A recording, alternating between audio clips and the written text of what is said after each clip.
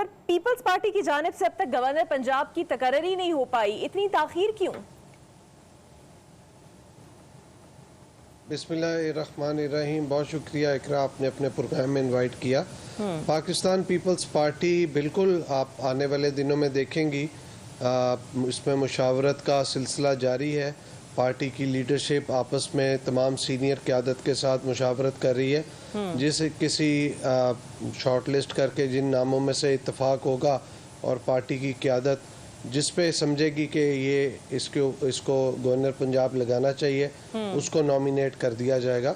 तो ये एक प्रोसेस है जिसको मैं समझता हूँ आने वाले सेनेट के इलेक्शन के फ़ौरन बाद ही ये अमल में आ जाएगा। बिल्कुल सही। बदर साहब, सर आप पीपल्स पार्टी अब स्टेक है, जारी बात है सपोर्ट तो दे रही है, तो इस फैसले को सर आपकी जमात किस तरह देखती है? ये जो वजीर आजम साहब ने यू टर्न लिया है, आपको लगता है कोई बहुत ही काबिल जिक्र स्टेप नहीं है? ठीक है, अगर पहले हेड कर रहे थे अब नहीं कर रहे।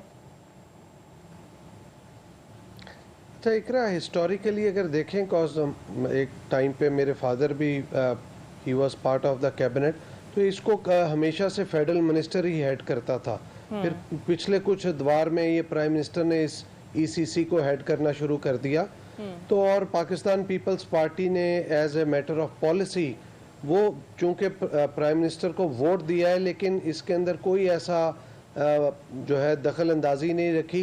ये प्राइम मिनिस्टर की सवाबदीद है, वो कैबिनेट मेंबर्स के साथ जो भी अपनी पॉलिसी बनाता है, स्ट्रेटजी बनाता है, उसकी इम्प्लीमेंटेशन में जाता है, को कमेटी बनाता है, सब कमेटी बनाता है, किसी को हेड बनाता है, किसी को मेंबर बनाता है। People's Party has got nothing to do with that, no interference in cause prime minister is leading the whole cabinet. तो पीपल्स पार्टी को इससे कोई प्रॉब्लम नहीं है, और मैं नहीं ज़ाती तौर पे समझता ये कोई बहुत एक्स्ट्रा ऑर्डनरी चीज़ है। अभी सलमान आबिद साहब ने उसके अंदर अपना पॉइंट ऑफ व्यू दिया। मेरा पॉइंट ऑफ व्यू ये है कि प्राइम मिनिस्टर ने बेहतर समझा कि जो बंदा इस चीज़ को ज़्यादा बेहतर तरीके से हैंडल कर सकता है, और किसी ने समझा कि finance minister is the best person to lead ECC, तो वो कर दिया। तो अभी देखते हैं आगे जाके कि इसके अंदर जो डिसीजन मेकिंग होती है, चीज़ें चलती हैं आगे, क्या बेहतर चीज़ें आती हैं। असल बात यह है कि पाकिस्तान के अंदर से रेवेन्यू को बढ़ाना, टैक्स नेट के अंदर लोगों को शामिल करना, and we have to put our house in order. कितने अच्छे और कम वक्त के अंदर हम ये मामलात कर लेंगे तो सब चीज़ें ठीक हो जाएंगी।